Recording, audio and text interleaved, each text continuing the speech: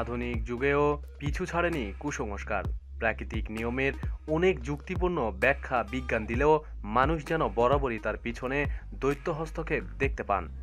এবং তাই হয়েছে পশ্চিম মেদিনীপুরের বেলদাতে নিম গাছ থেকে সাদা রঙের তরল বের হতে দেখে সেটিকে ঘিরে ধরে শুরু হয়েছে পূজা।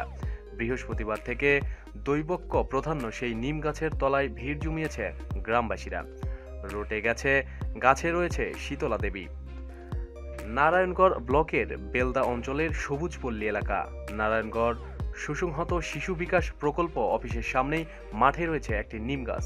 হঠাৎ করে কেউ আবিষ্কার করেন নিম গাছের গা বেয়ে গড়িয়ে পড়ছে দুধ। কেউ কেউ হাতে নিয়ে চেটে দেখেন দিব্য মিষ্টি। মুহূর্তেই ছড়িয়ে যায় এই কাহিনী। দলে দলে মানুষ ভিড় জমাতে শুরু করে গাছের তলায়। সাদা সেই তরল পদার্থ দেখে সকলের মত দেন যেন মিষ্টি দুধই গড়িয়ে পড়ছে গাছের গা বেয়ে। মুহূর্তেই রটে যায় দৈব মহত্তর লীলা। সঙ্গে সঙ্গে চলে আসে ফুল, ধূপ, সিঁদুর। নিম গাছ তখন দেবতা। কেউ বাড়ি থেকে নারকেল এনে ফাটান গাছের গোড়ায়। দেবতা কিংবা অলৌকিক ব্যাপার ছাড়া অন্য কিছু আর ভাবতেই পারছেন না গ্রামবাসী।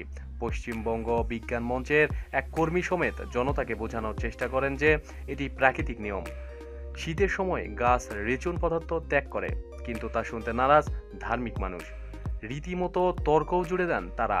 অগত্য সেই কর্মী রণে ভঙ্গ দেন। এলাকার এক পুরোহিত প্রচার করেন বিগ্রহ প্রতিষ্ঠার প্রয়োজন, গড়ে তোলা দরকার মন্দিরও। বিজ্ঞান মতে এই ঘটনার ব্যাখ্যা কি? কতটা জড়িয়ে রয়েছে লৌকিক অলৌকিক তত্ত্ব? এমন ঘটনা এই প্রথম নয়। কিছুদিন আগে ফান্দার এলাকাতে একই ঘটনা ঘটেছিল। এখানেও একই ঘটনা দেখা যাচ্ছে নারায়ণগড়ের কাঁঠালিয়া বড় দক্ষিণ এলাকার যাদবেন্দ্র মণ্ডলের বাড়িতে। কিন্তু কি এর রহস্য উদ্ঘাটন করলেন স্থানীয় জীববিজ্ঞানের শিক্ষক রবীন্দ্র স্যার। তার বক্তব্য, গাছের জাইমেল ফ্লোয়েম কলা সহ সংবর্ধন কলার গাছের মাধ্যমে শরীরের জলীয় দ্রব্য পাশাপাশি খাদ্য সামগ্রী তার বিভিন্ন অংশে পৌঁছে যায়। শীতের সময়ে পুরনো পাতা ঝরানোর পাশাপাশি রেশন পদার্থ ত্যাগ করার প্রবণতা দেখা যায় গাছের মধ্যে। তার উপরে গাছের শরীরের কোনো জায়গায় ফেটে গেছে সংবহন তন্ত্রের মধ্য দিয়ে বাহিত সামগ্রী, সেই অংশ দিয়েই বাইরে নির্গত হয়ে যায়, যার সঙ্গে জলীয় দ্রব্য সহ শর্করা ভাগ থাকে। ফলে সেই রস মিষ্টি লাগতেই পারে, কিন্তু কে শোনে কার কথা?